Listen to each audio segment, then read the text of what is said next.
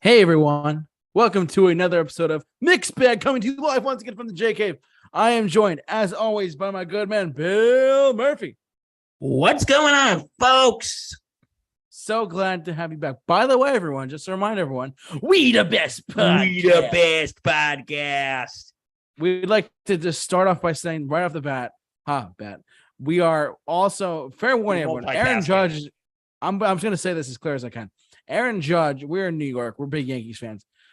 Aaron Judge is getting closer and closer to hitting his 61st home run. And so during the stream tonight, we're going to be watching the game while we're doing our live stream tonight. Full disclosure. So, because we don't want to miss this. We're going to multitask our butts off tonight. Yeah, but hey, you know what that means? This is kind of a crossover between Super Review Show and Sports Insanity Network. It's kind of a crossover once you think about it.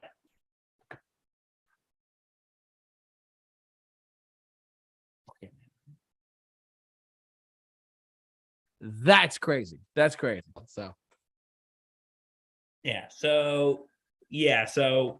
going to be doing two things at once tonight for you folks. If you're not Yankee fans, we apologize. No, we don't. Yes, but tonight's topic, Bill, what is tonight's topic? We're continuing. Yes, sorry, that's next time. No, we don't. But Bill, tonight's topic is... Okay, for the past couple weeks, we've been doing this music through the decades. We're on part 4. About 3 weeks ago, we did the 60s. 2 weeks ago, we did the 70s. Last week, we did the 80s. And tonight, we're doing the 90s, the decade that your two hosts entered the world in. So, get your flannels on. Get your... Yes. The world, the best possible. We'll talk about that in a little bit, but quite best. Get your hair all crazy. Get your hair crazy, because guess what, JT? What's up, Bill? It's 90s night. Oh, is it 90s night?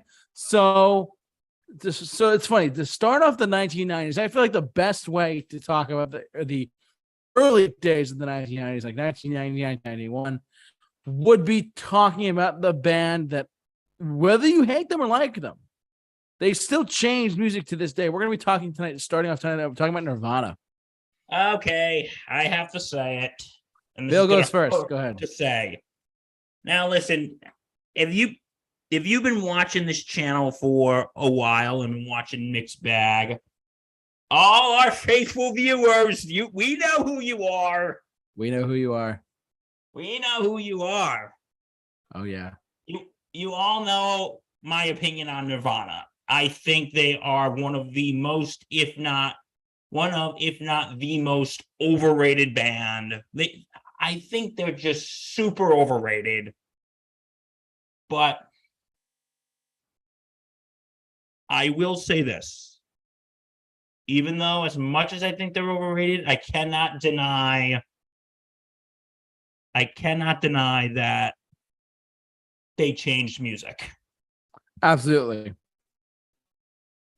I mean, when you think about the 1990s, it's hard to not think about Nirvana. I mean, despite Bill thinks they're over, I don't think they're overrated per se, but I would say that Nirvana is one of these bands that is definitely like, they lasted 4 years. I mean, they put up like 2 or 3, I think, if not 4 albums, and that was it. But I mean, the genius of Kurt Cobain, personally, I mean, he was a genius for what he was.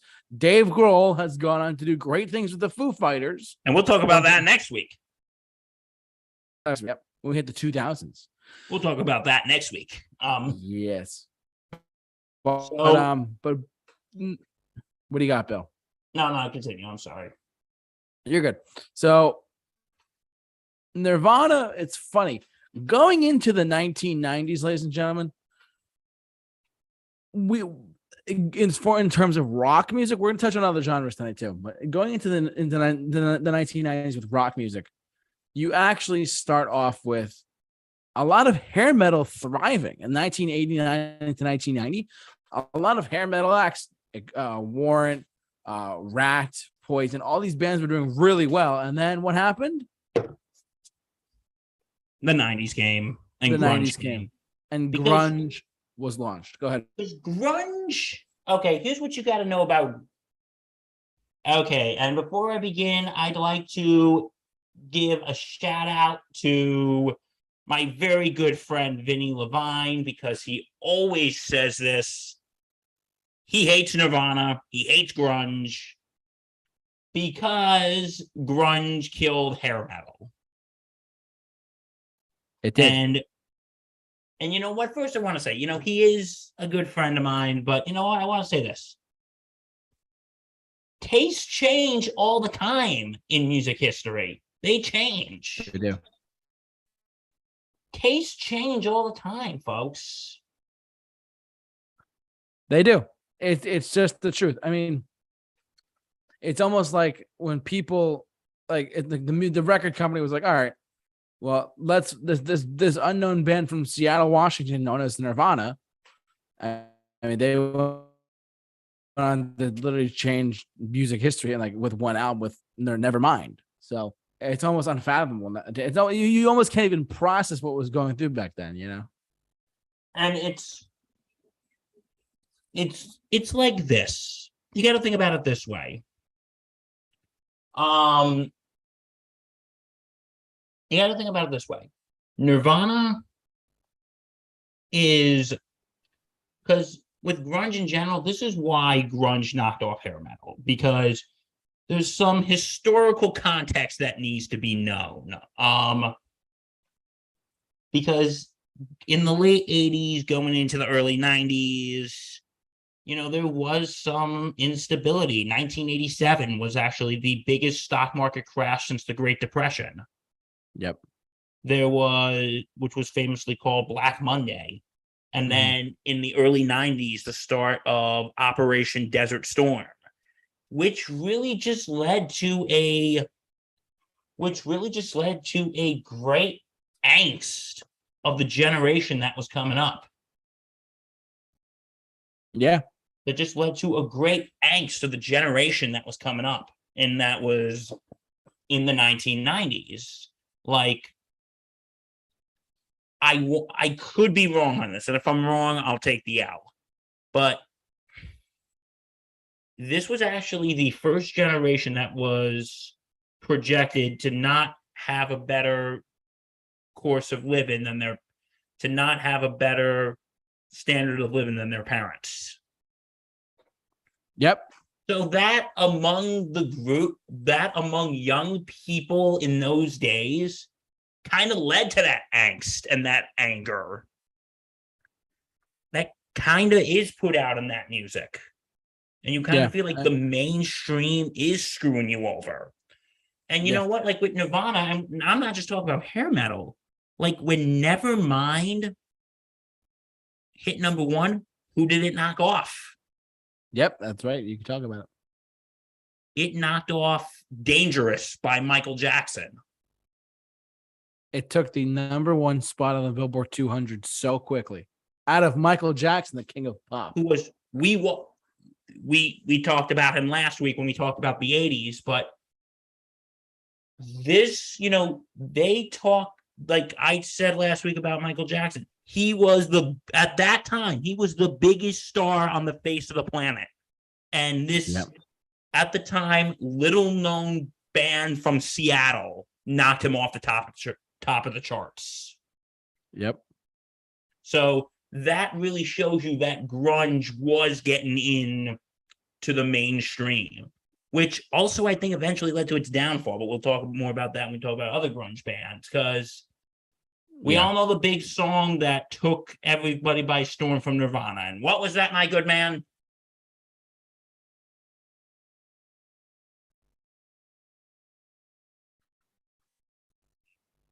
What was the song that Nirvana took by storm? Smells Like Teen Spirit. Okay, you know what? I think I gotta say it, because if I don't say it, JT, no one else will. I have to say it. Are you ready? Go ahead. Smells Like Teen Spirit is a song about nothing. Literally, it's about nothing. It's literally a song about nothing.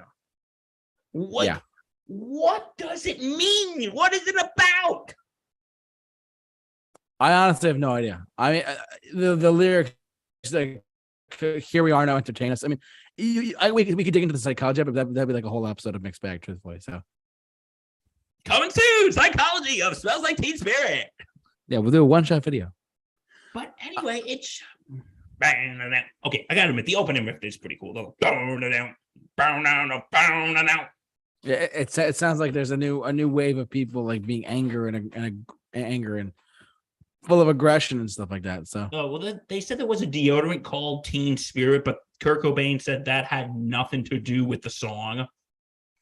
Yeah, that had nothing to do with the song.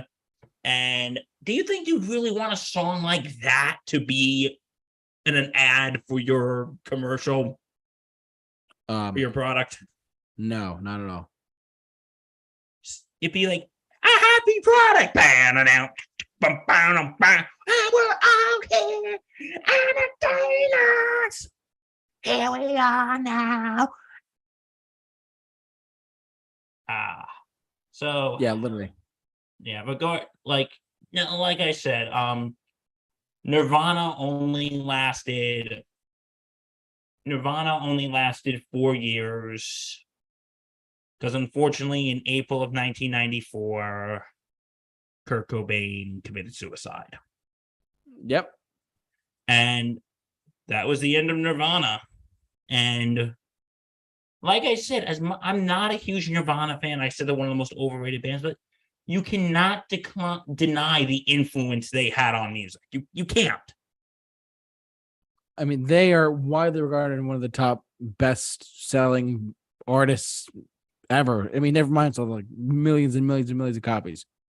Yeah, and because and should I save this point now, or should I wait till when we talk about the end of grunge? What point is that? You might as well just say it now. Well, because you know what? Okay, the grunge lifestyle in itself is kind of a rejection of mainstream culture. And it really is. Basically like a counterculture, like what we saw in the 1960s with the hippie movement. Yeah. But you know what I think really like, because Kurt Cobain hated the mainstream.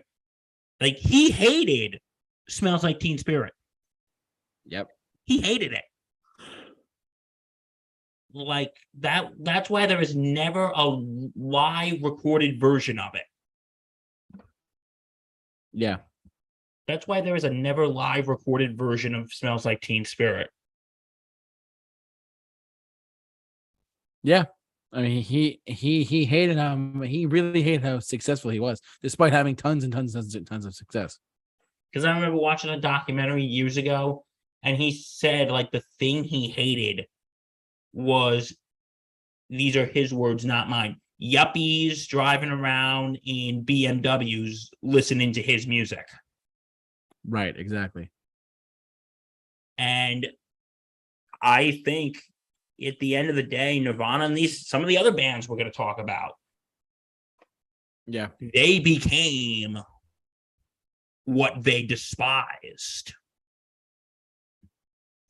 Yeah, what Bill's trying to say is that they didn't want any part of the mainstream success, and yet there they were selling millions of records. It's kind of like a ironic thing to how they actually just like, hey, you know, we're here and we don't want to sell any records. We don't want mainstream success. We want to fight it. And Pearl Jam did that. We're going to touch on Pearl Jam in a second, but they kind of did that too. But they denied their success, and yet they got it. all the success in the world, which is crazy. So. But in a way, and I know we're going to be talking about Pearl Jam in a second, but Pearl Jam, so unlike Nirvana, Pearl Jam kind of embraced it.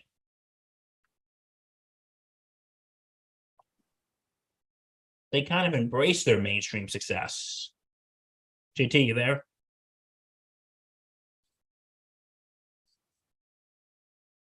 Hello? Hold on, Bill.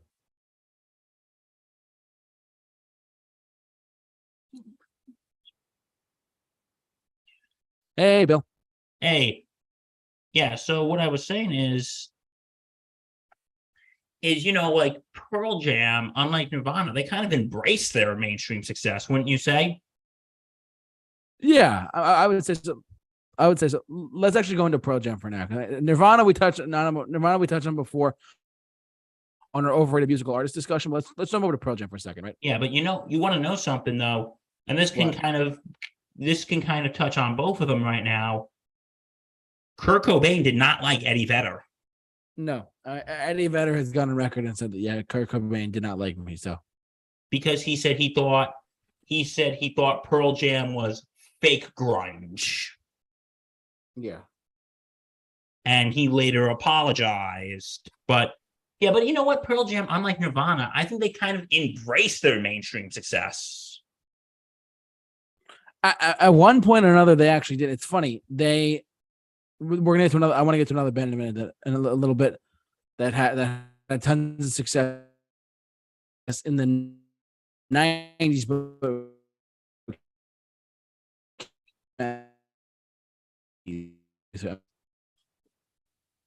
we're going to touch on that in a sec. But Pearl Jam, it's funny. Their debut album is 10 with all of their most recognizable, most successful songs on it. 10 about this or not, but I might not have told you this, but basically, I was having this conversation with my dad about how there's a feud between Motley Crue and Pearl Jam right now. I'm not sure if you heard about this.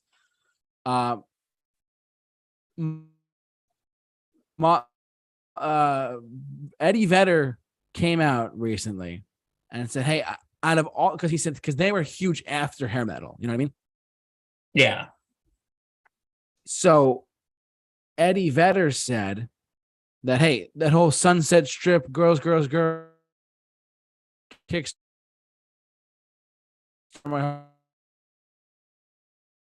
all that type of stuff, like it's not for him. Whereas Pearl Jam's 10 was like the complete opposite of that, and it became like mainstream. What he meant by that was he brought up the song "Girls by Motley Crue," which we talked about it last week on. But the song "Girls" is about like strip clubs and sex left and right.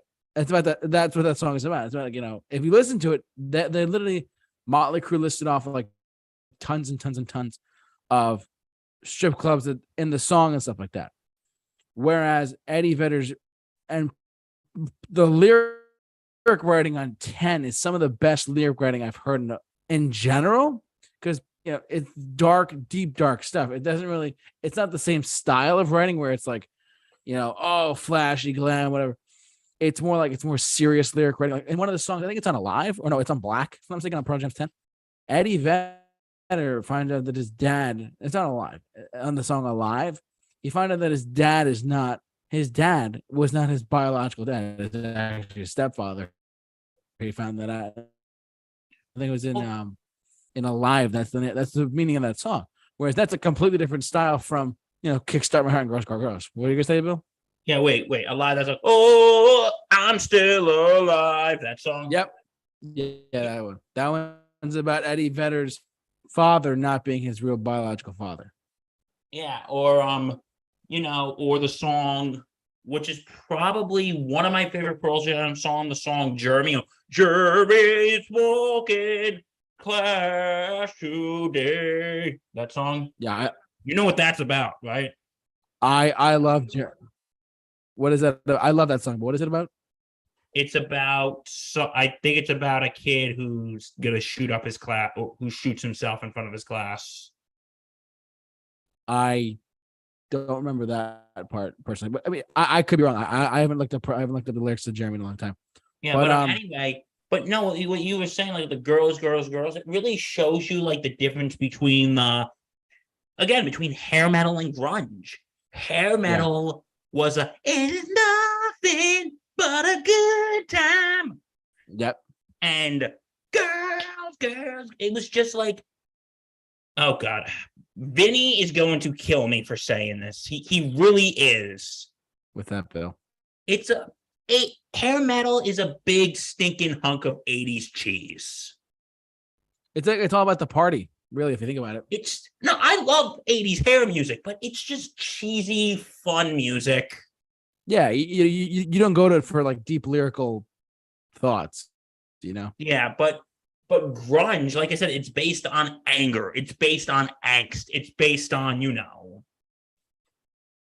like it's rage based to on some extent. anger. It's based on angst. It's based on serious topics, like with Pearl Jam, with, Yeah.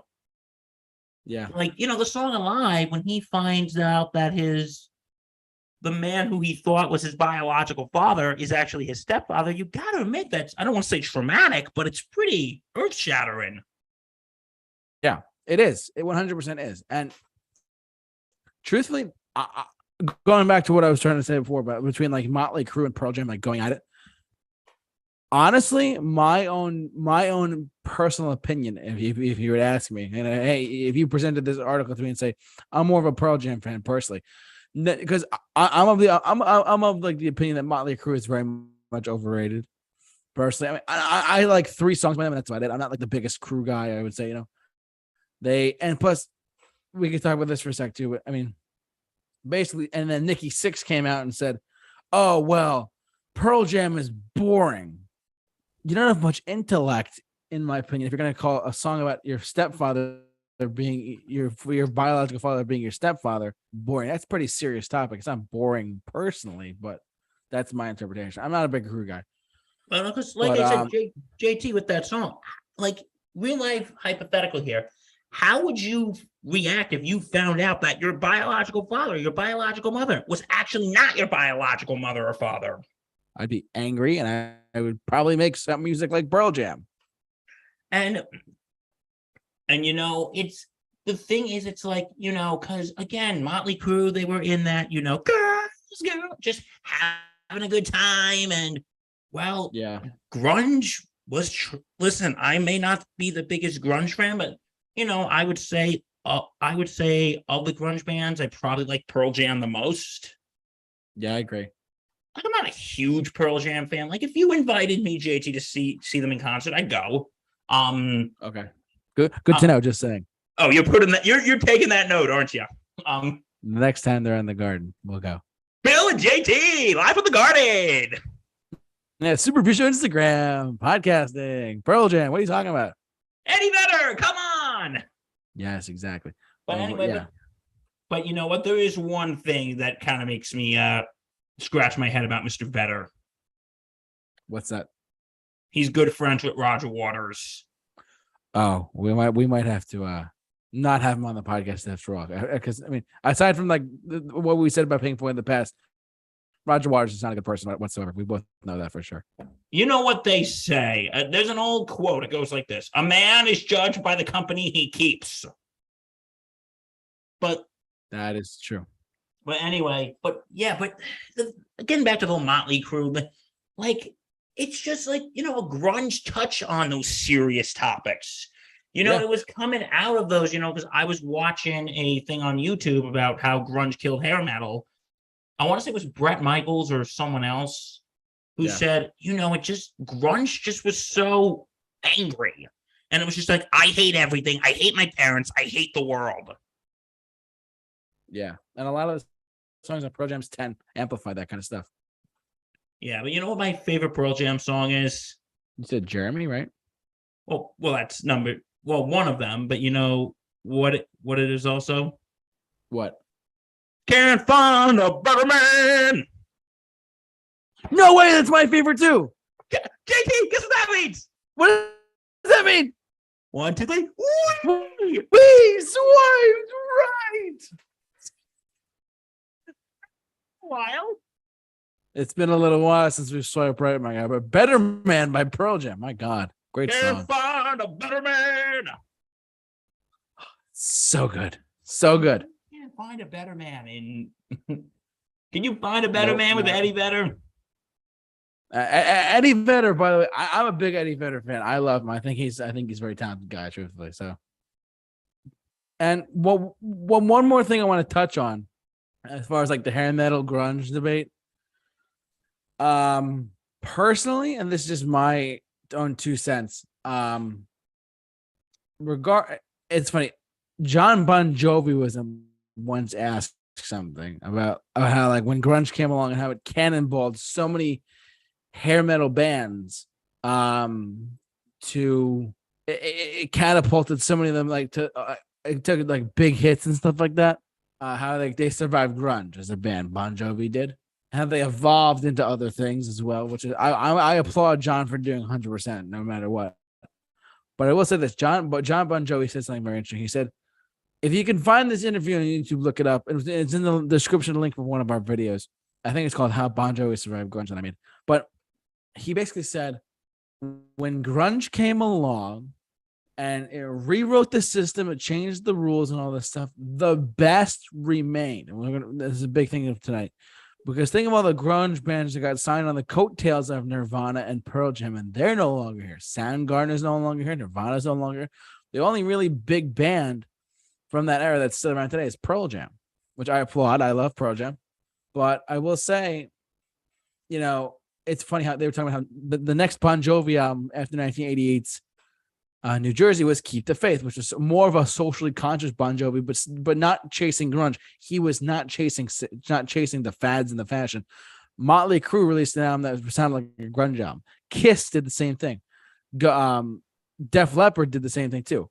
Guns N' Roses and Bon Jovi did not do that, and they thrived in the 90s with Use Your Illusion 1 and 2 and other stuff like that too. Well, because also, to be honest, yeah, go ahead. No, because also, here's a fun fact: is Axl Rose and Kurt Cobain hated each other. I'm starting to think Kurt Cobain hated a lot of people. I'm sure he did, but let's just be real about that. But anyway, no, Axl Rose and Kurt Cobain hated each other because they got into a whatchamacallit? They got into a fight at the VMAs. Yep, that's right. Because there was a whole thing that they Guns N' Roses offered Nirvana to open for them on tour, and Nirvana said no. And at the VMAs backstage, Kurt was there with Courtney Love and Axl Rose. Courtney Love said something to mouthed off to Axl Rose, and then Axl Rose said, "Hey, Kurt, keep your wife in line." And then that erupted into a fight. And punches were thrown. Yeah, Axl Rose. I mean, I saw Guns N' Roses live. They're very much like they were the bad boys rock in the 80s and 90s, but for sure. But Axl Rose was he's changed a little bit, but he was a terrible in the 80s. He was terrible. That's a whole other conversation for another time. Yeah, but anyway, but because I think because bands like Bon Jovi and Guns N' Roses, because they stayed true to themselves. They didn't try to be like another grunge band. Which I found to be really, that's one of the reasons why I love Bon Jovi to this day. That's one of the reasons why I love Guns N' Roses and other bands, like even prior to, like even Def Leppard to some extent survived grunge. I mean, they could sell it anywhere too. They did make a grunge album called Slang, and I was not a fan of it, but then they came back with Euphoria, and that was great. But John Bon Jovi, I know we're getting off on a tangent here, but John Bon Jovi said, he has always tried to not follow fads and fashions. He wants to chart his own path. That's what he did. But bottom line though, the whole grunge hair metal debate thing, truthfully, that could be another video. But honestly, I'm a fan of Pearl Jam. I like Nirvana, and there are plenty of other bands that got signed on there, like Allison. We're not going to go into all depth of them because I don't know. I'm not super familiar with them, but Soundgarden, Alice in Chains, Jane's Addiction, they kind of fit that like mid to late 90s vibe of like early to mid grunge alternative rock vibes as well, which is cool. So yeah, because you know what? Speaking of whatchamacallit, of Alice in Chains, since we're not going to get really to much detail, I do have a funny story though. When I was away last month. What's up? When I was away last month, okay, I'm going to be honest. I was at a casino. There. I was honest with you folks. And my dealer, I was at a roulette table, and the dealer, I'm playing roulette, and he's like, and he's like going, and he's like handing out the chips. He's going, wow, wow, wow, wow, wow, wow, wow, wow, wow. He's literally going, wow, wow, wow, wow, wow, wow, wow, wow, wow. So he's like, anyone who's not a Gen Xer is not going to know that song. I'm like, hey, it's Pearl Jam. I go, no, it's not Pearl Jam. I'm like, okay, I know it's not Nirvana. I go, no, it's not Nirvana, but I won't count that against you. He said, I'll give you 2 more guesses. I'm like, damn it. Like, I'm thinking, I've heard that song before. Like, have you ever had that, JT, where you're like, I know that song. Yep. I know what that song is. I've heard it. I just can't think of the name of the band. Right. And then I'm like, literally, and he's dealing, and like, it's like, wow, wow, and it's going through my head. I'm like, damn it, I know I've heard this song before. And then he goes, that's why they call it grunge. I'm like, yeah, okay. So then I'm done at the table. Like, okay, I'm done. Like, okay, buddy, have a good day. And if you find out the name of that song, come find me. And like, literally, when I was prepping for this the other day, and this song came up, I'm like, Man in the Box by Alice in Chains. That's what the song is. Yep. Man in the Box by Alice in Chains. So, Albert, if you're watching, yes, I found out the song. And you always put me in the nut house because I had that song running through my head for days. Oh my God. Thanks, Albert. Thanks, Albert. Any other comments at all for grunge and how the 90s turned out for hair metal and stuff like that before we go into our next artist? You say we're not really getting into Soundgarden or all the rest of them. You said I'm not. Full disclosure, I like them. I'm just not super familiar with them. Yeah, honestly. Me neither. I know the Black Hole Sun. Won't you come wash away the pain? And Chris Cornell was a genius as well. I mean, he was a great guy. Yeah, he's gone way too soon. Very soon. And yeah, but you know what I noticed when I do an impersonation of all grunge artists, I make them all sound like Eddie Vedder. Have you noticed that? And Eddie Vedder set the tone, man. I make them all sound like Eddie Vedder. And Eddie Vedder's I love you, Eddie Vedder. Just letting you know, he's incredible. Yeah, but yeah. So no, I really got nothing else to say about grunge. All right. So that's gonna do it for us with grunge. Let's talk a little bit about alternative rock in general. All right. Okay. Let's shift gears. We did not talk about this band last week because we talked about the 80s. This is a band that formed in the 80s, but got huge success in the 1990s. You know what that band is? R.E.M. R.E.M. The band R.E.M. 1 second, I gotta type in the dots. R.E.M. is a band that R.E.M. is a band that I listen to almost on a daily basis, at least now. Hear me out for a sec, ladies and gentlemen. They started out in the 80s, and they formed in 1980. They're one of the earliest alternative bands out there. They were part of the new wave sound in the 80s, and then they kind of defined their own sound in the late 80s with into what we now know as Losing My Religion, Shiny Happy People, Man on the Moon, like some of the early 90s. What's the Frequency, Kenneth, Crush with Eyeliner. They had a lot of success in the 1990s, truthfully. They were one of the biggest bands out there. Are you a fan? What was that? Are you a fan of R.E.M.? Do you like their stuff? I like it. I like a couple of their songs. Okay, yeah. I like Man on the Moon. I like It's the End of the World as We Know It. That song is in my top 25 favorite songs of all time. I know. You played through a good chunk of that list when you and I were going to see Michael Bublé on the way there and the way back. Yes, correct. Because I wanted to educate you on my list. But part of the reason was because I never heard anything like it, or this is before then or since then. I never heard anything like that before or since.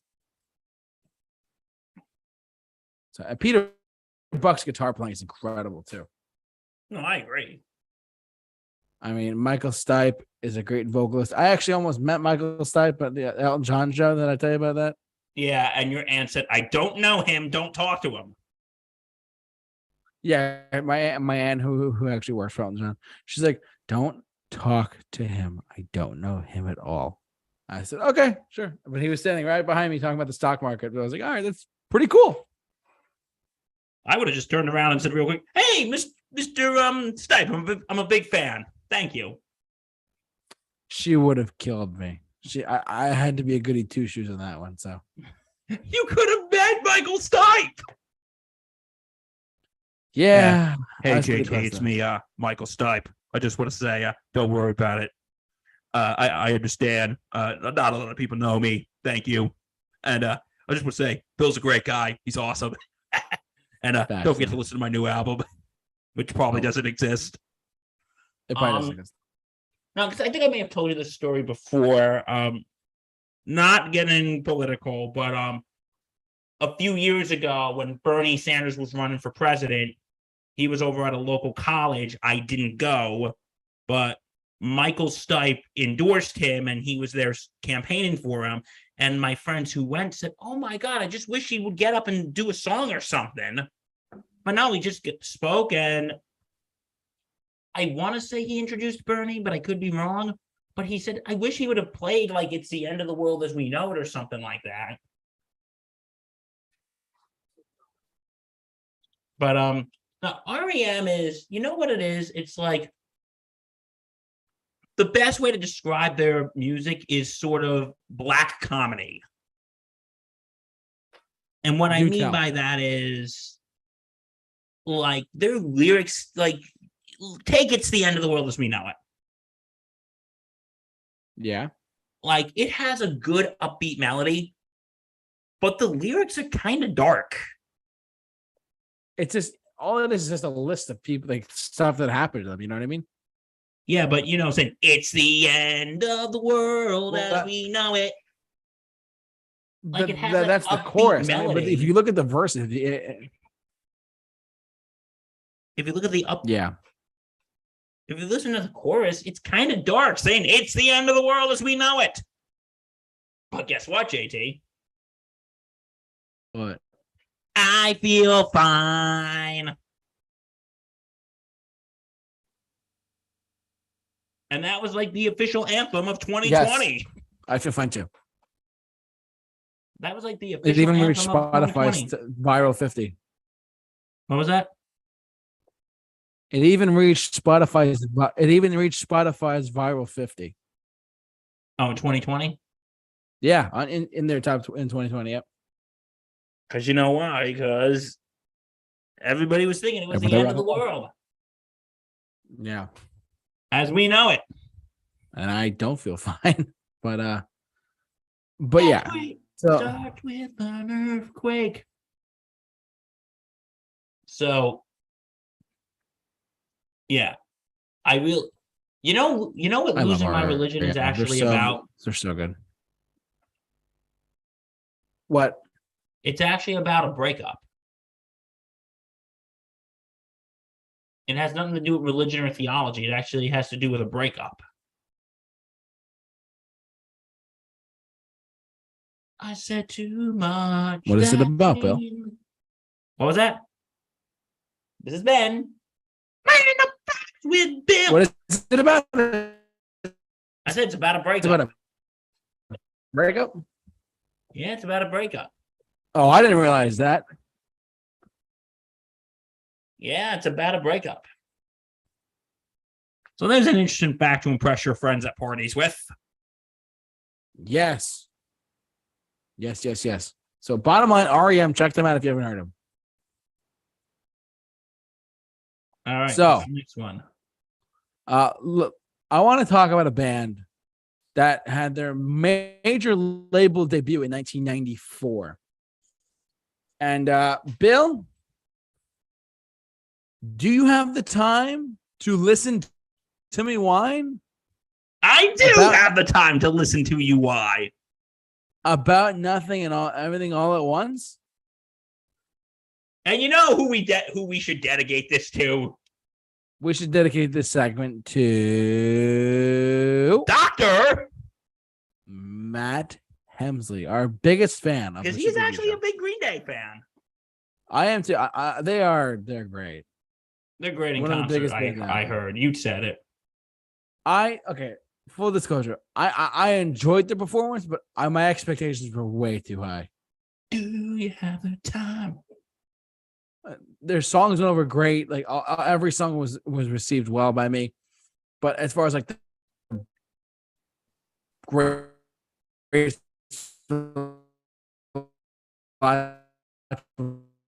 performance, I would not say it's like the greatest thing ever. I mean, they were incredible. They weren't like it's like, oh, I saw Green. So just saying. But Green Day, they revitalized pop punk in the 1990s. They did with this album Dookie.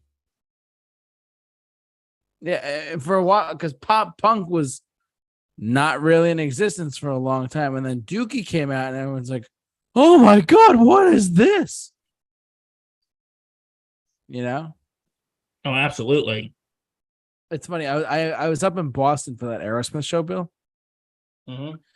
and I was talking to my family up there, and I Wait, you have family up in Boston, JT? my uncle's a big rock guy. He's Wait, you have family up in Boston? I have family. So I bet this is I do. I bet this is what your reunion was like. The JT, it's so wicked awesome to see you. Just pack your car.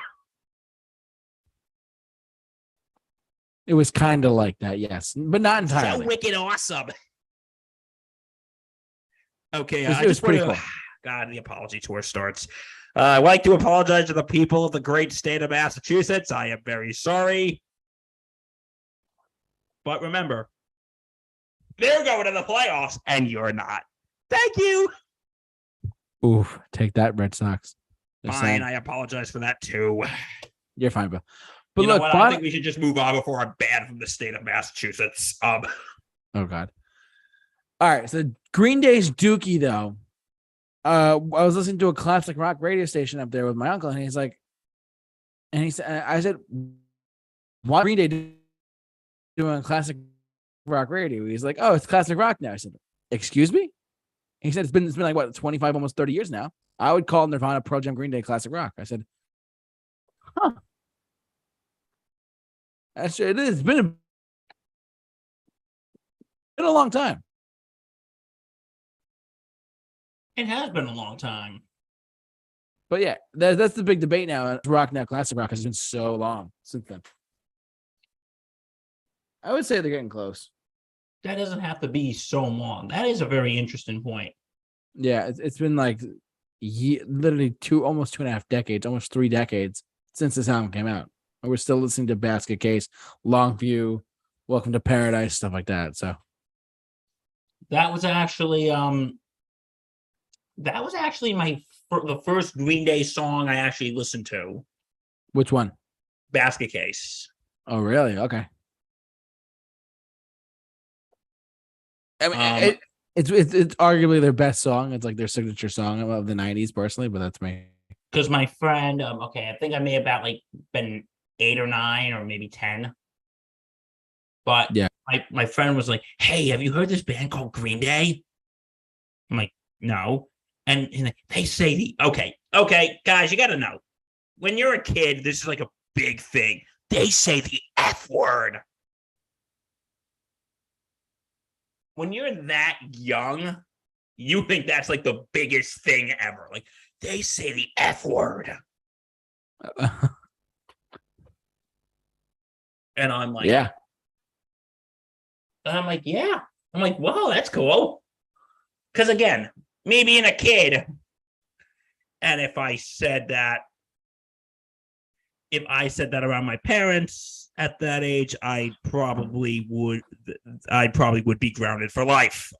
Nah, I'm so kidding. But anyway, no, with their hit in the 90s and then even into the 2000s with American Idiot and all that. And Yeah, so Green Day. But you know what? Because you know what Dr. Matt Hemsley told me? What? There are actually, and these are people that annoy me, there are actually punk purists who say, oh, Green Day is not real punk. I've heard about this. Okay, you know what? I hate purism. I really do. Like, dude, guys, shut up. Seriously. Oh, but they're not real punk like the Sex Pistols. Guys, it's music. Relax. Oh, but JT, we are the elites of music. We know what we're talking about. Oh, we're so great. Now we're going to sit here and drink expensive liquor and whilst we get drunk and talk about how wonderful we are. And we're going to listen to the Clash and the Sex Pistols, not Green Day. I don't. Yeah, I mean, those elites talk like that. No, I don't. I don't think they do. That's me. You never know, though. They could be a bunch of stuffy British guys sitting around. It might be. Who knows? Yeah. Yeah, Green Day. I mean, they got their start in the 90s and they had a lot of success since then. So they did. They're still a relevant band today. Yeah, like I said, I like them. Yeah, I like them too. I mean, I think they're in a band that plays really well together too. That's one of the biggest highlights of their show is that they play well together. They're a very tight band. As opposed to what? Some bands are just sloppy, in my opinion. Like not in a bad way, but like they don't like. The reason why I say like certain artists are incredible shows because they play well together, and they don't take breaks in between songs like a break between this song and that song. I mean, it fits for the show. Like one of the things I liked about Green Day was and one of the things I love about Bruce Springsteen shows, truthfully, is that they keep the sound going. There's no stopping at all. It's crazy, which I liked about their performance too. So, do you have the time to listen to me? Why? Oh yeah. And by the way, only 9 more days and we can wake up Billy Joe Armstrong. Oh God, we'll talk about that in the 2000s. Oh, 2000s. Yeah, that song came out in 2005. Yeah.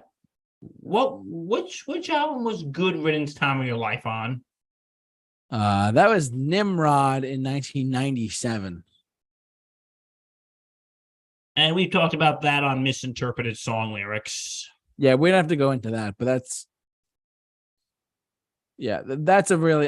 in my top 25 here. That's the number 25. So it's the song I was born to, literally.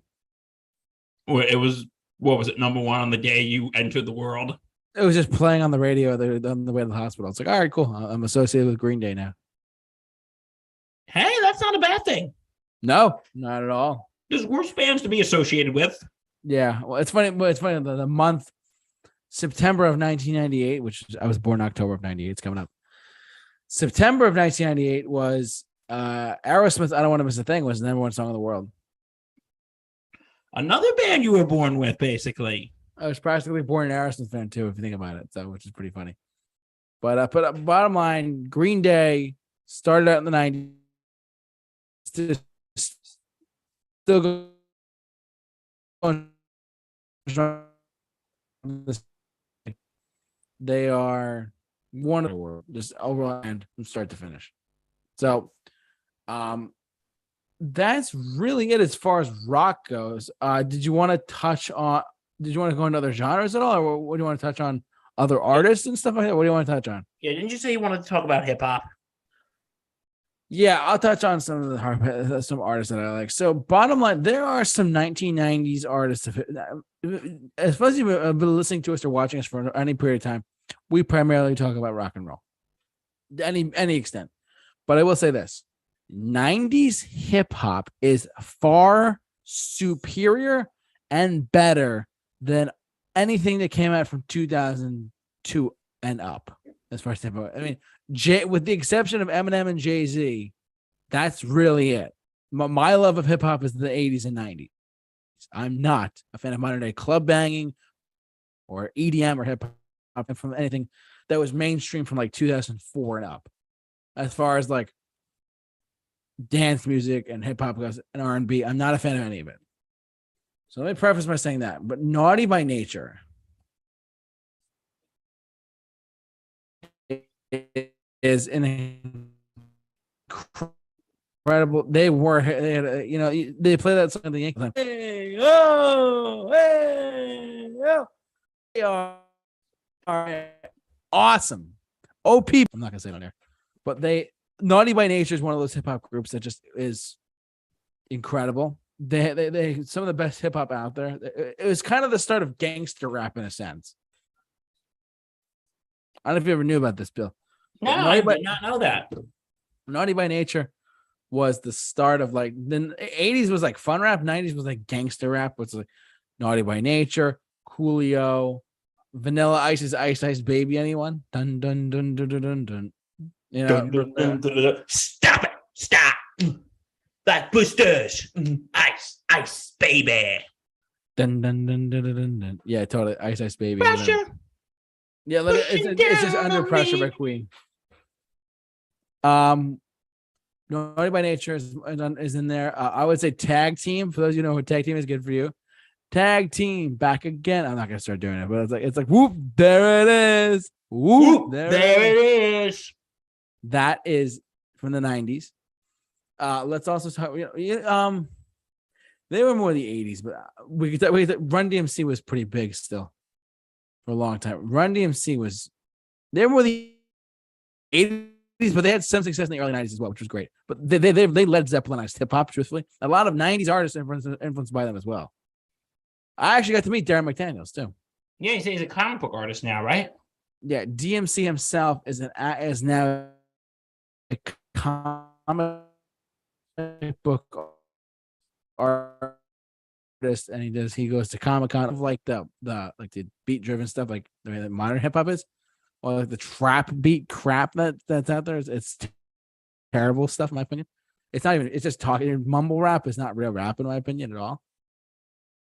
You want to get to know melodic rap and actually pioneering stuff. Run DMC, Naughty by Nature, Coolio,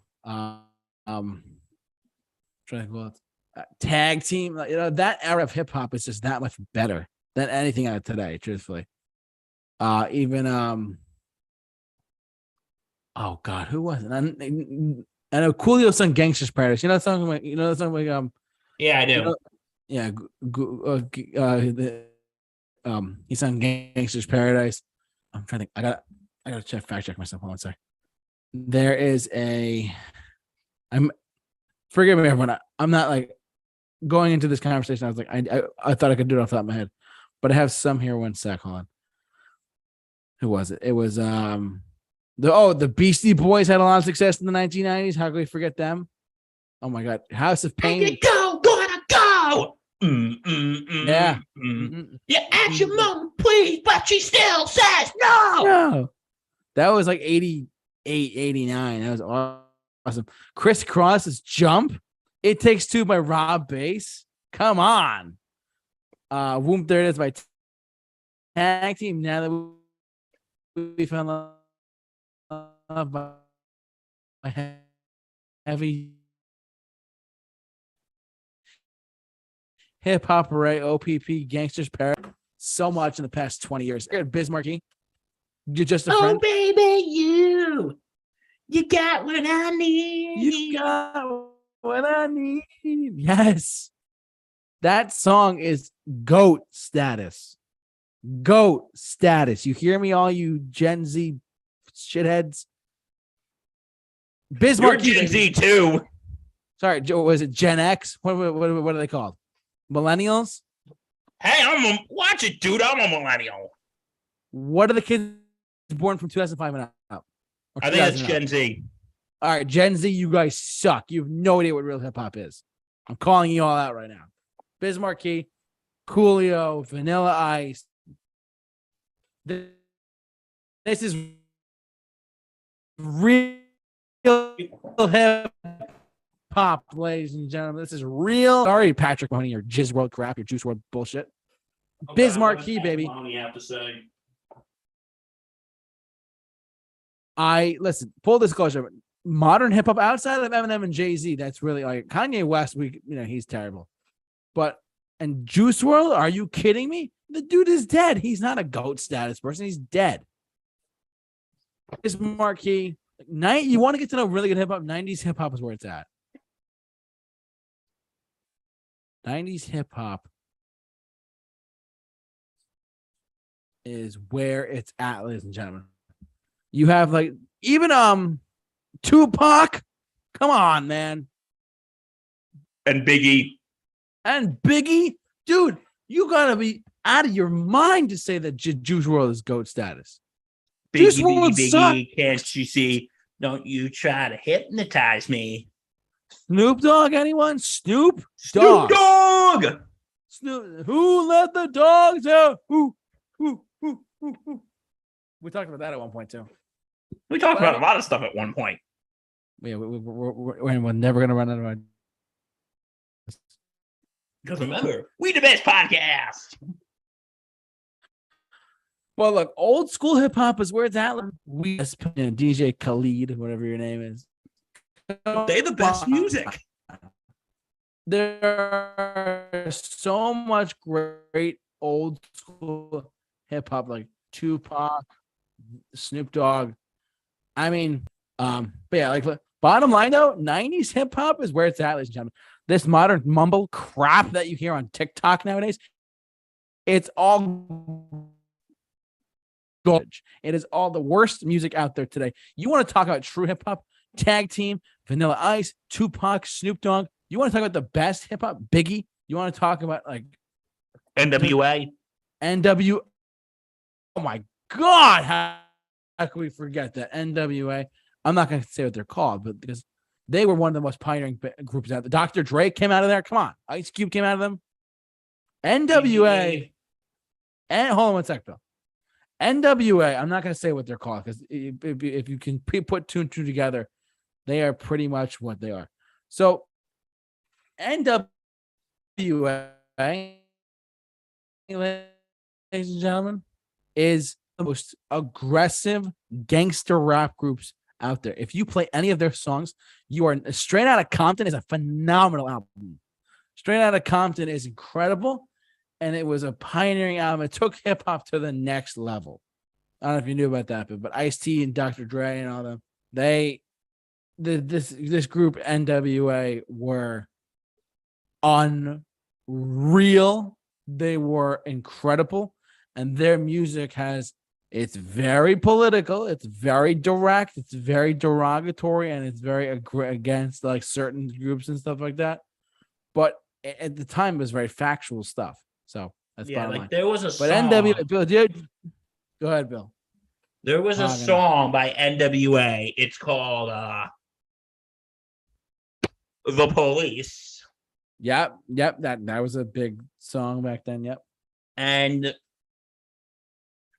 they were gonna, and at a show in Detroit, the cops said, "You play that, we're arresting you." And did they play it? And they ended up playing it. Riot broke out, and they got arrested. Yeah, they didn't care. Their music has progressed. Because they had a message, and they wanted people to hear it. And they're like, "You play that, you're getting off the stage in handcuffs." And they're like, "You know what? The cops said we can't play this, but you know what? We're gonna play it anyway." Also, not only that, but not only NWA, but NWA and Public Enemy. Do you remember Public Enemy? Public Enemy. I don't know if do you know what Public Enemy is?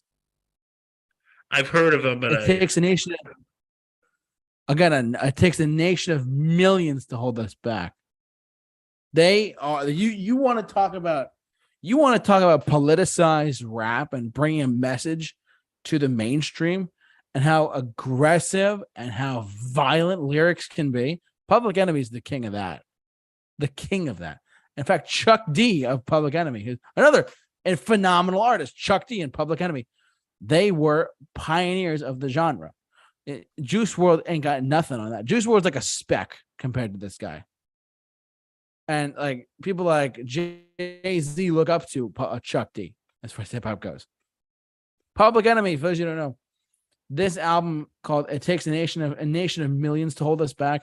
This album outraged so many politicians,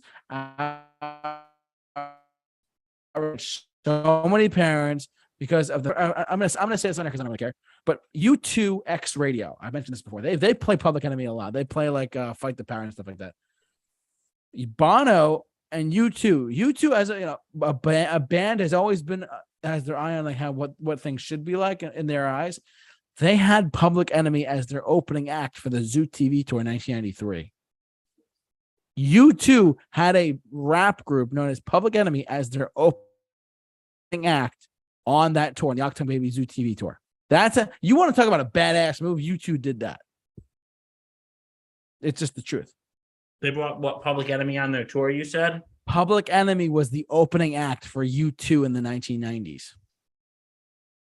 Public Enemy was the opening act for U2 on their tour, and U2 had to convince the cops and stuff, saying like, "Hey, everything's gonna be okay.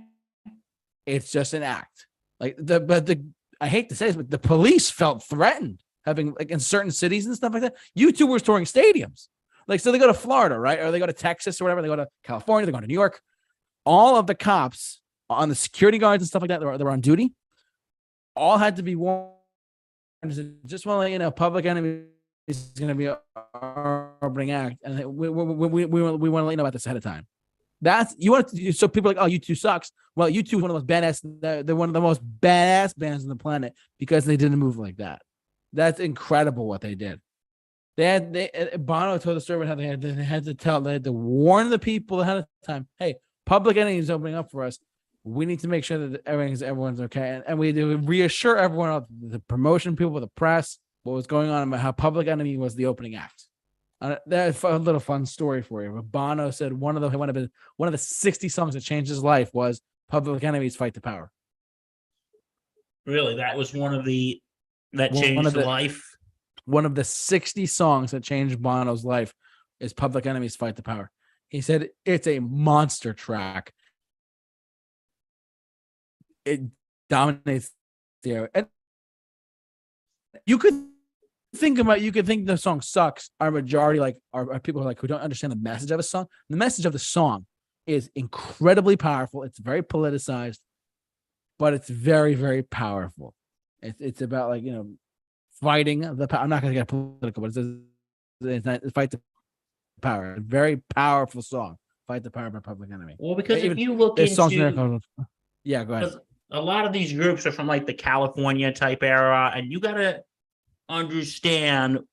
Oh no, Public Enemy is from Long Island, but you gotta understand, like with NWA, who was from California, and like going into the 90s, you gotta understand like the racial tensions that were going on back then, like with Rodney King and the LA riots.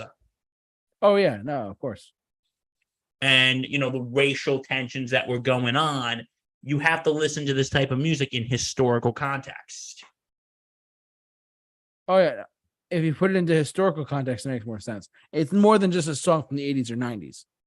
It's much more than that. It's got a lot of heavy meaning to it. So, and the reason why they're called Public Enemy. Exactly, Public Enemy. Parents were outraged. Certain political people, like I'm sure Ronald Reagan was like, "Oh shit, what do we do?" But okay, this was a time in the 90s when people were like, "Think of the children."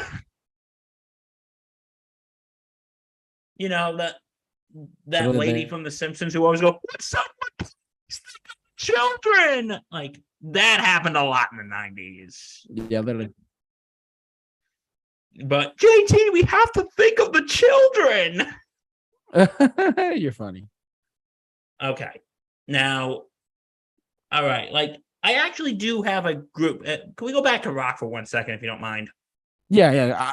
But bottom line, if you haven't checked out 80s or 90s hip hop, check it Okay. You got. Okay. It's a band I actually really like from the 90s. Third Eye Blind. I knew you were gonna say that. Why did you know I was going to say that? It was just in the back of my head at some point. Go ahead. You talk about this one. Okay, I don't know like every single little thing about them, but their songs, I love Jumper. Oh, that's a good one. Wish you would step back from that ledge, my friend. You could cut ties with all the lies you've been living in. And JT, if you never want to see me again, I could understand. If you never want to see me again, I could understand. But anyway, but you had Semi Charmed Life, do semi charmed kind of life, and Never Let You Go. Yeah. Like it's sort of punkish type music. It's sort of punkish type music, but it's kind of like soft punk, as I would describe it. I don't know what you think, but I would say it's soft Is it type more of pop punk. rock or? I would say it is punk rock. I agree with that. That makes sense. God, I can't really. I'm sorry, I can't give you a big doctoral thesis here. Oh, you're good, bud. You're good. But like for instance, though, Jumper is actually about suicide. I didn't know that. No, like the ledge. Wish you would step out from that ledge, my friend. You can cut ties with all the lies that you've been living in, and if you, like everybody has got a reason to say, put the past away. But really like that song, and I'm sorry, I really don't have much to say. I really don't. You're good. You're good. Okay. Do you want to switch over to female artists now? Like, before we get to female artists, what we got to talk? I don't know. Should we talk about female artists or should we get to boy bands? What do you think? Let's start with female artists and then we'll end on boy bands. Sound good? To show that chivalry is not dead, ladies first. Okay. We gotta first give some context here. Britney Spears? Yeah, this was a time in the 90s when music was changing. JT, have you ever realized this? Like the early 90s with grunge and hip hop, the music was really very angry. Have you noticed that? Yes. But once you get to we're going back to grunge here for a second, but like here's what you got to think of. In 1994, when Kurt Cobain committed suicide, and then 1997, Soundgarden broke up.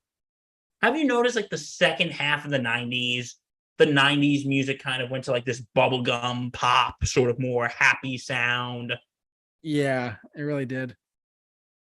It went from now we're all here, entertain us to oops, I did it again.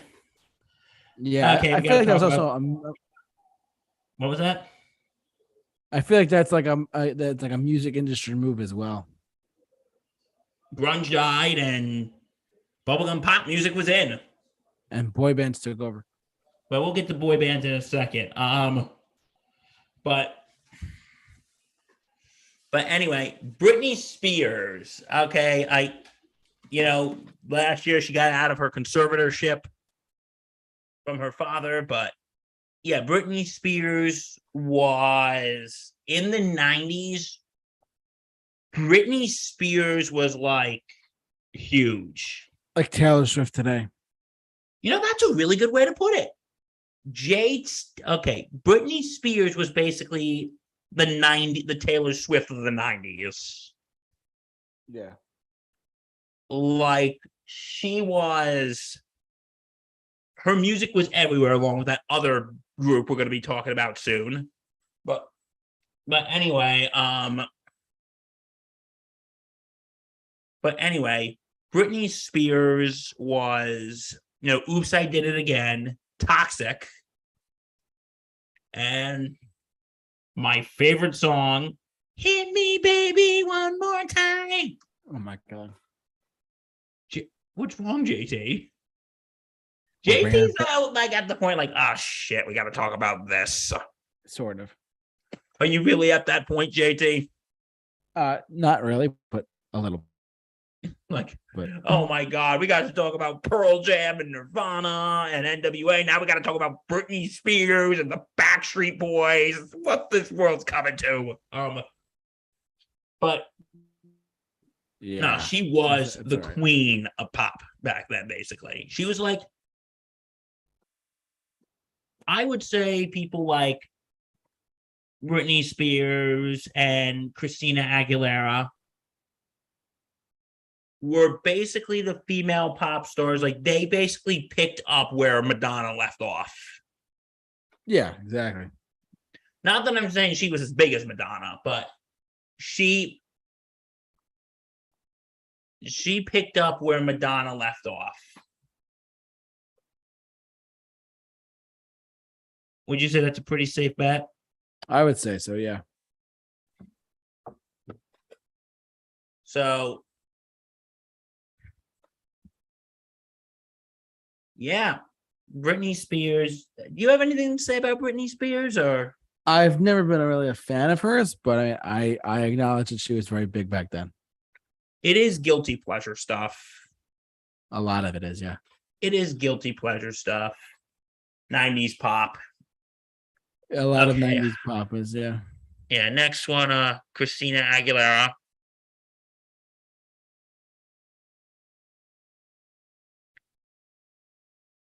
You go ahead. Okay. Do I really have to talk about her? Because I don't know a lot off the top of my head. I mean, she had a couple hits. I can't think of her songs off the top of my head, but I do know. I think that song, You Are Beautiful No Matter What They Say. I think it was that one. Oh, yeah. Genie in a Bottle. And I know there was a feud between her and Britney Spears. I don't know if it was. Oh, wait.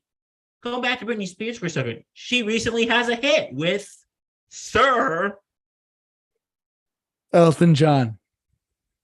Called Hold Me Closer. Yep. It's funny that she just had a hit with Elton John. That is like something you never thought would be you now. That's never in 2022. They both have a hit. Never thought you'd see that collaboration as long as we live, didn't you? The world has gone mad, Bill. Now, if you excuse us, JT's gonna go cry in the corner. Yeah, literally. Yeah, but Britney coming off her conservatorship. But yeah, Christina Aguilera, I'm gonna pull up some of her stuff. Yeah. You know, we could talk about who? What was that?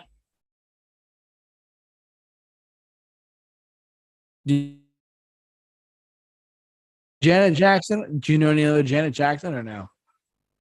I'll be honest, not really.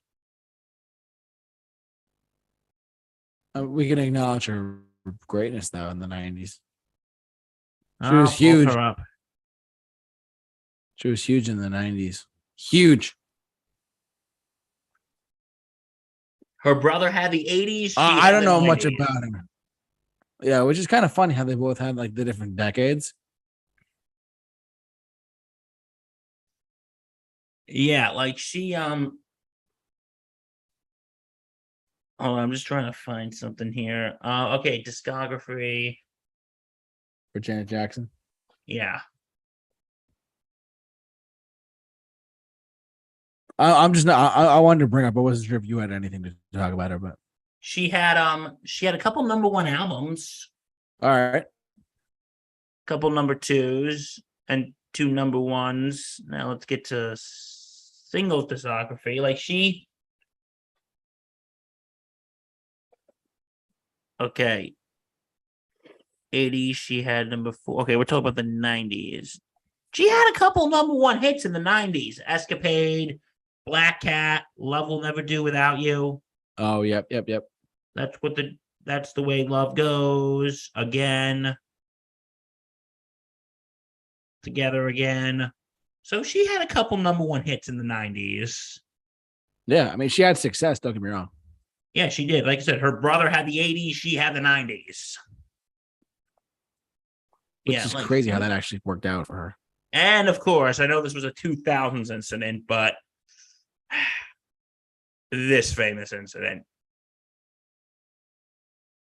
Which one? The Super Bowl halftime show.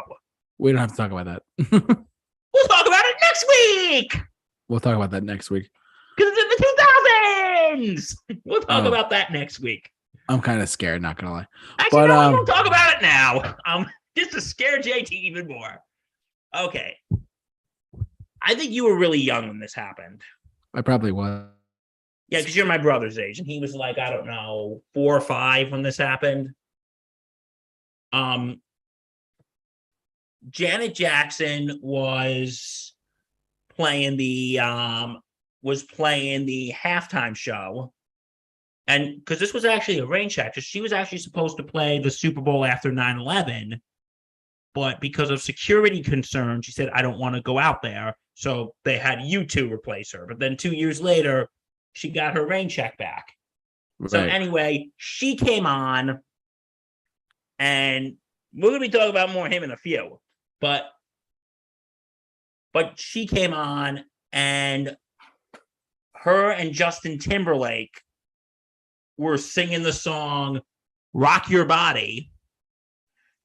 I'm going to rock your body. That song, into me, dance with me, I'm going to rock you. And there's actually a lyric that was like, I'm going to have you naked by the end of this song. And he ripped off a piece of her and the country saw Janet Jackson's nipple. Oh God, Bill. No, that happened.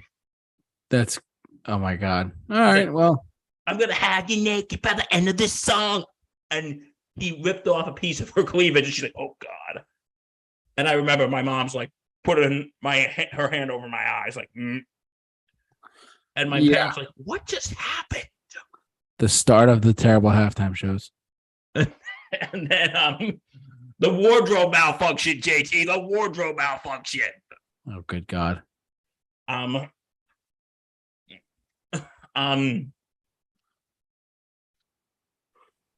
It all starts with the wardrobe malfunction.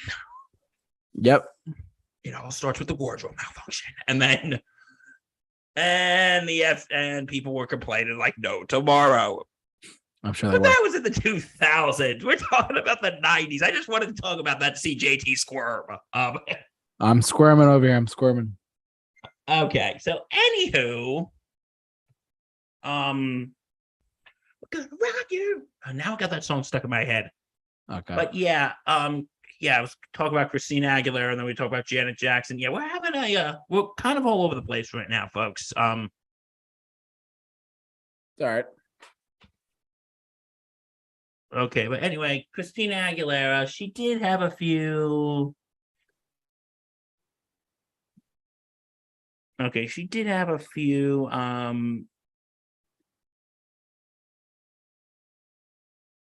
Okay, I'm pulling up her singles right now.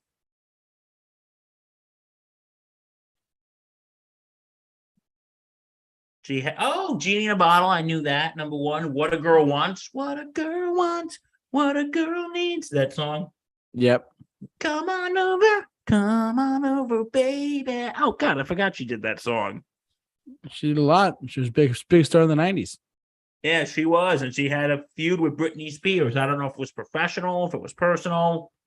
Right.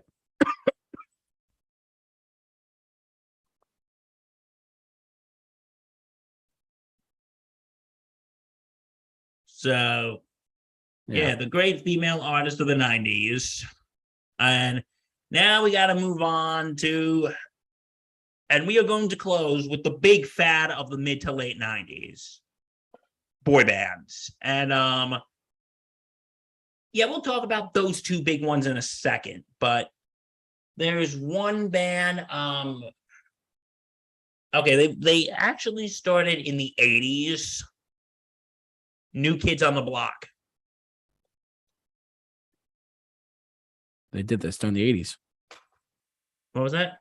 They started now they're the new men on the block. Sorry. Bada bing! You know who was actually in this band? Who? Donnie Wahlberg. Why don't I know that name? Mark Wahlberg's brother. Oh, of course. Mark Wahlberg was actually in the band for a brief time. Wow, that's crazy. But he had his own music career. Marky Mark and the Funky Bunch. Good vibrations. It's a sweet sensation. Feel the vibration. Do. Feel it. Do you feel the vibration, JT? I do. Yo, it's about that time with the rhythm and the rhyme. Donnie D, put the crack. He's drug free. Put the crack up. But anyway. So, New Kids on the Block. You got the right stuff. You got the right stuff, baby. Yeah. And there's, what's that other? God, I keep forgetting all this stuff. What was the other song the other big song they have? Been a long time. I'm gonna go crazy. I honestly can't think of that. I'm not that familiar with the block. The Block. Don't mock the Block. Don't mock the block. Okay. I'll be honest. They were a little before my time. They were random. Damn it, I really can't think of anything right now. Okay, there's that other song. I know it's on the tip of my tongue. If you don't remember it, it's fine. Okay, Hanging Tough was the number one hit. Step by step. I'll Be Loving You Forever. Okay. I don't know much about New Kids on the Block, but okay. We got to talk about them. We have to. If we cannot not talk about the 90s without talking about them, JT. We really can't. No, we're not there yet. JT. Everybody. Who's that, Bill? Which one? Backstreet. Backstreet's back, baby. All right. Backstreet's back. All right. Oh my God, we're back again. That song still bops to this day, actually. I'm not gonna lie. That is a freaking bop. I should just walk into a room of people from our generation and just randomly play Everybody Rock Your Body Right. Cause Backstreet's back. All right. Oh my God. Wave your hands out in the air. Now wave around like you just don't care. If you want to party, let me hear. Okay. Since I was alive more around this than JT, yeah, the song. Okay, the Backstreet Boys were freaking everywhere. They were freaking everywhere.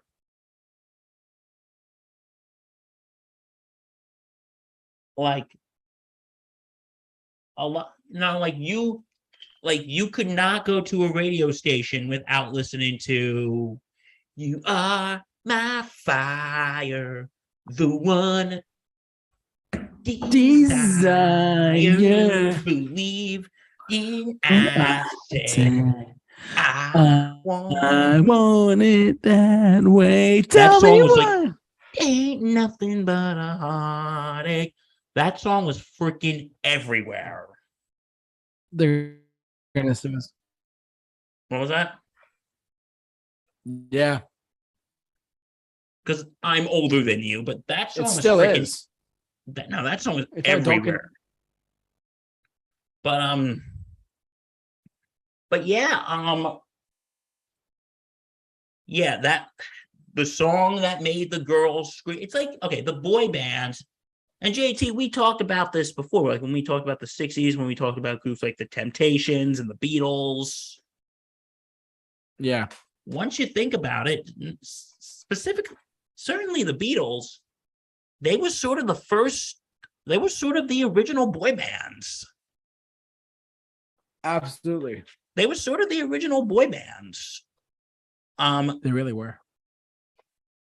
Yeah, the boy band, but that boy band phenomenon kind of died in the not died, but was on hold in the 70s. And then in the 80s with New Kids on the Block, like I would say the Backstreet Boys picked up that mantle. And, the songs that made the girls scream, like when you hear that, you are my fire, you hear, ah! Like, yep. I remember like years ago, and because I randomly had this on TV during the Miss Universe pageant, either Miss America or Miss Universe, they had the Backstreet Boys perform. And at the show, like first they did a video of like the women who were in the competition lip singing to "I Want It That Way," and then the Backstreet Boys just showed up, and those women just went absolutely nuts. Oh and yeah. then what was that? I said, oh yeah, but go on. And then they came on stage later. They performed the song "As Long as You Love Me," and then the song "As Long as You Love Me," and then they played "I Want It That Way," and that whole audience.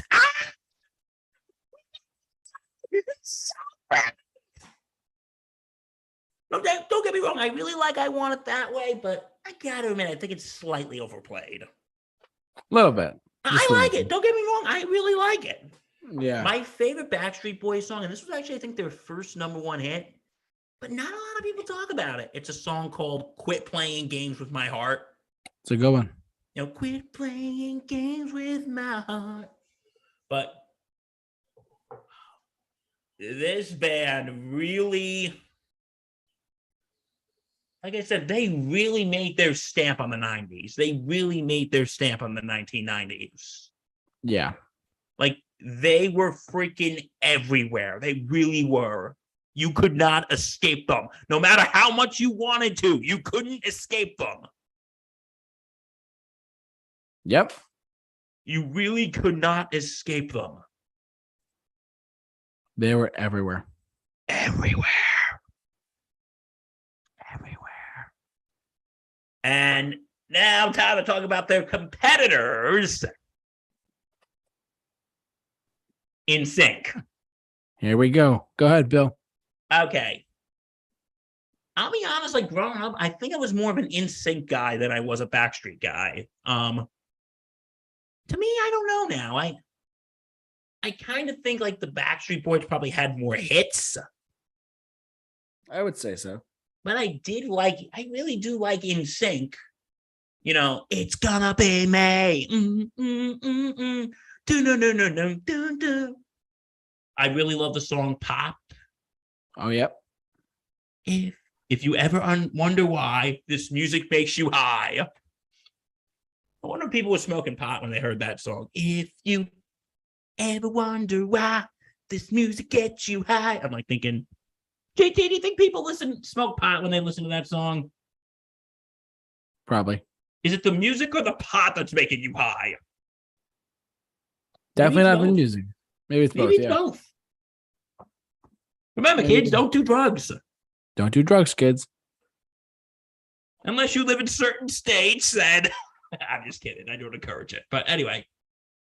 And of course, my favorite NSYNC song, "Bye, bye, bye, bye, bye."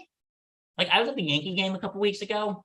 I don't know if you've noticed this, but when they do strikeouts, they play "Bye, bye, bye." That's funny, actually, that they do that. And I was with my brother and his girlfriend. I must have embarrassed the poor kid. It'd be like, "And play it in the game for two." And I'm like going, ain't no lie. No, I would be playing that for every strikeout. It's not bad. Just another pig. Yeah, it's a guilty pleasure song of mine. It really is. But but we all know who the big star who came out of that was.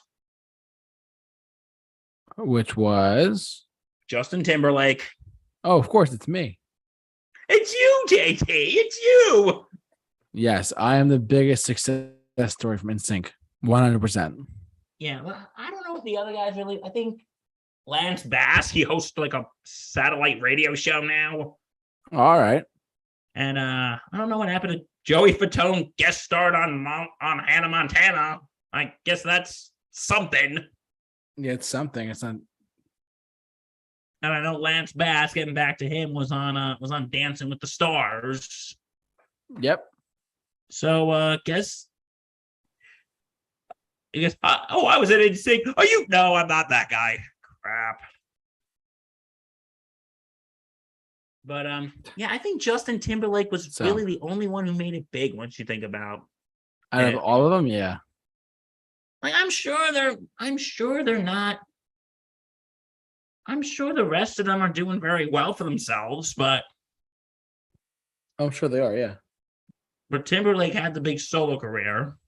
He did. So he really did. Yeah. So you know what? Let's have a little fun, shall we?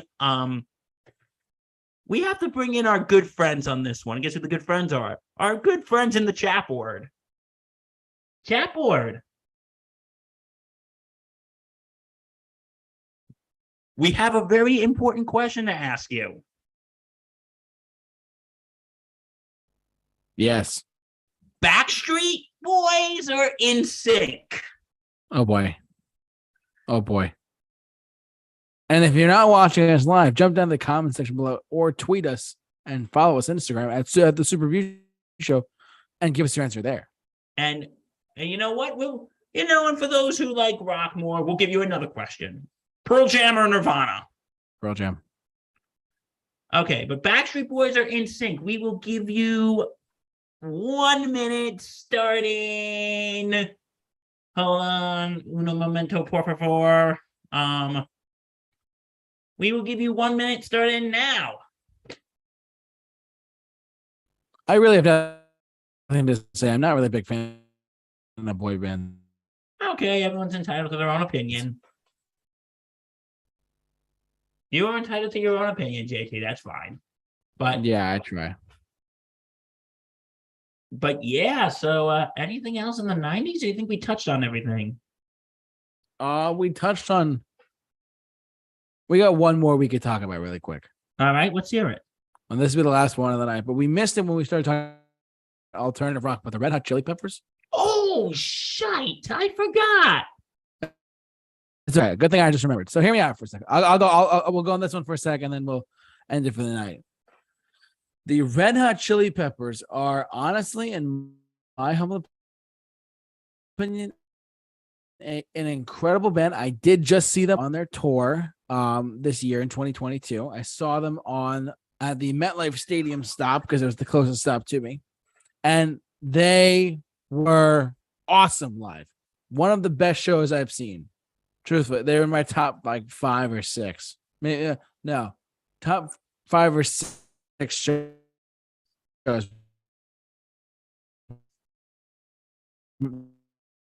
Like maybe number 7 or the best shows I've ever filled. I was floored by how good they played. They only played for like 2 hours, but I was completely fine with that because the energy that these guys still have on stage is insane.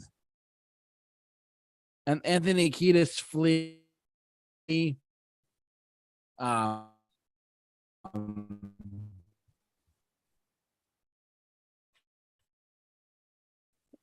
John Frusciante. This though about them, they've been around since 1983, but they had their biggest success in the 1990s, which is funny. Their 5th album, Blood Sugar Sex Magic, is that is an. Can we just say that is an awesome name for an album? Blood Sugar Sex Magic.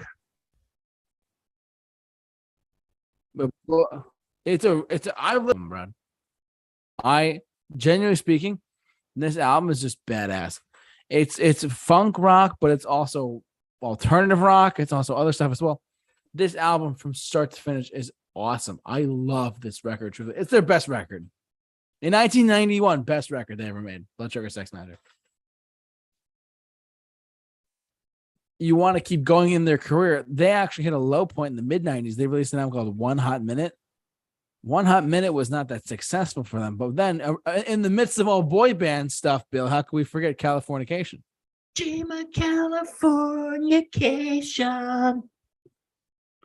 How could we forget Californication by the Red Hot Chili Peppers? This is one of those albums that came out in 1999 and had huge hits like Other Side and Scar Tissue. They played the 3 big hits of the album when I saw them, which I was very happy they did. So, and we'll touch on them a little bit more in the 2000s because they had major success in the 2000s as well, which is crazy.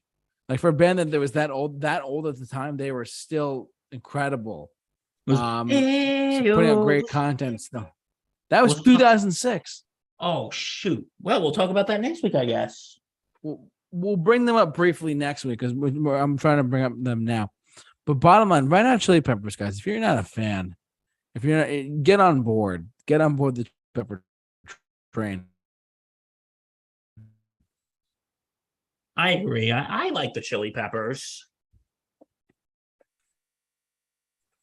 Anthony Kiedis, I read his book from start. Their lead singer should be dead. I mean that because after reading his autobiography, the dude he did so much drugs, so much drugs, and so much alcohol. He literally should be dead, but he's lucky to be alive. Really, he's done so much drugs and alcohol. Yeah, if you read his autobiography, it's frightening. It's frightening, Bill. It's actually I might lend you the book called Scar Tissue. I might have to read that. It's crazy the stuff that he went through in his life. He has lived. You want to talk about someone who's lived a life? He's lived a life. So, I mean, drugs, sex, alcohol, you name it, the dude has lived life. And Flea is the same way to an extent. Flea is just an incredible bass player. Chad Smith on drums and John Frusciante. You got a great band right there. So awesome. But I mean, I think we touched on a lot of stuff that my brain hurts. Really hit the nail on the coffin for a lot of stuff, which is great. Basically, if you like what you've seen here, subscribe to this YouTube channel. We do this every Wednesday night on our YouTube channel, and then it's uploaded to podcasting later the next day. As we're on our road to 100. Yes. In a few weeks, in like 2 or 3 weeks, we're going to be approaching our 100th Mixed Bag show. We're working on getting a bunch of people on for that. So tune in, come the week of October 10th. JT, it won't be on a Wednesday night. It'll be on a Friday night that week. Yes. Do you want me to call the dancing girls for that one? Yeah, sure, Bill. Sure. I'll get the strippers. Oh, God. Well, look, everyone, thank you so much for watching, listening. We're going to I have really for morning. And but yeah, look, Bill, don't you have a podcast? Sports Insanity Podcast on the Sports Insanity Network. Check us out on all platforms. And don't forget tomorrow night to check me out on Thursday Night Gridiron on SIN's on Sports Insanity Network's YouTube channel. And Sunday Sideline Report, also on the same one. Please check it out. Awesome. And I've said this before, say it again, they do an incredible job over there. And I can't recommend them enough for all your sports needs. But thank you so much for